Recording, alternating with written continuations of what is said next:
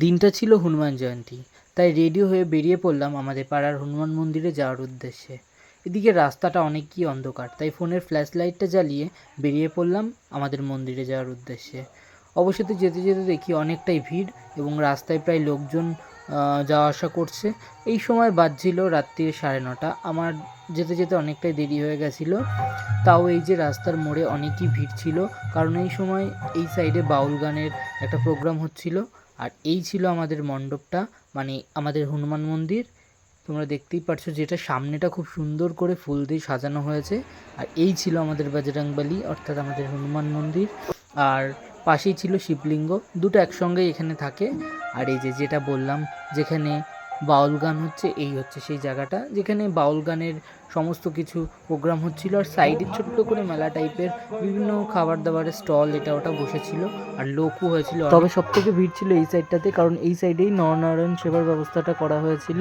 তাই আমরাও চলে যাচ্ছিলাম প্রসাদ গ্রহণের উদ্দেশ্যে, এবং এসে দেখি মাঠে ভীষণ ভিড় হওয়ার জন্য, তাই এখানেও ভীষণ ভিড় ছিল। তোমরা দেখতেই পারছো মাঠের সাইডটা খুব সুন্দর হয়েছিল, কারণ ঠান্ডা হাওয়া দিচ্ছিল, তার জন্য ফ্যানের কোনো প্রয়োজনই হয়নি। তাই আমরাও চলে গেছিলাম প্রসাদ খাওয়ার উদ্দেশ্যে।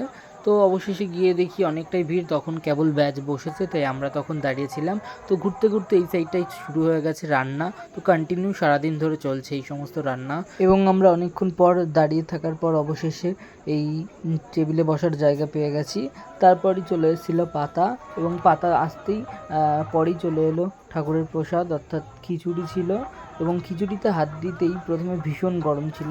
সবার প্রথমে আমি না বুঝেই ফট করে আমি গরম খিচুড়িতে হাত দিয়ে দিই, তো যার জন্য আমার হাতটা কিছুটা পুড়েও গেছিলো। যাই হোক, আস্তে আস্তে আমি খিচুড়িটা ফু দিয়েই খাচ্ছিলাম।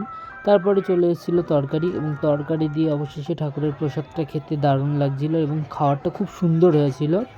তারপরে এই আমরা খাচ্ছিলাম সবাই মিলে বসে, এবং সাথে সাথে অনেক গল্পও করছিলাম, এবং চারিদিকে দেখছিলাম কত লোকজন এসছে, এবং আমরাই মনে হয় প্রায় লাস্টের দিকে বসেছিলাম। তারপর সব কিছু করতে করতে খাওয়া দাওয়া অবশ্যই কমপ্লিট, চাটনিও চলে এসেছিলো। সব কিছু কমপ্লিট করে চলে আসলাম সামনের দিকে, অর্থাৎ যেখানে বাউল গান হচ্ছিল।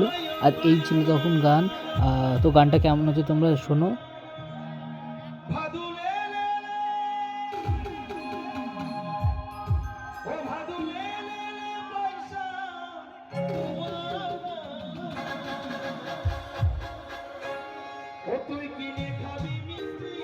যাই হোক, কন্টিনিউ অনেক মিছরির দানা শুনতে শুনতে খেতে খেতে একেবারে ঘেমে তো জল হয়ে গেছি। তো মুখে আলো পড়েছে এই টাইমটাতে, দেখো মনে হচ্ছে মুখটা আমার কত পরিষ্কার, কিন্তু আদৌ সেটা একদমই নয়। তো আলোর ছটাতে এরকম। তারপর আমি ওখান থেকে রওনা দিই বাড়ির উদ্দেশ্যে। তো যাই হোক, আজকের ভিডিওটা জানি খুব সিম্পল হচ্ছে এখনকার এই কদিনের ভিডিও, তাও ভালো লাগলে একটা লাইক এবং কমেন্ট করে দিও। টাটা।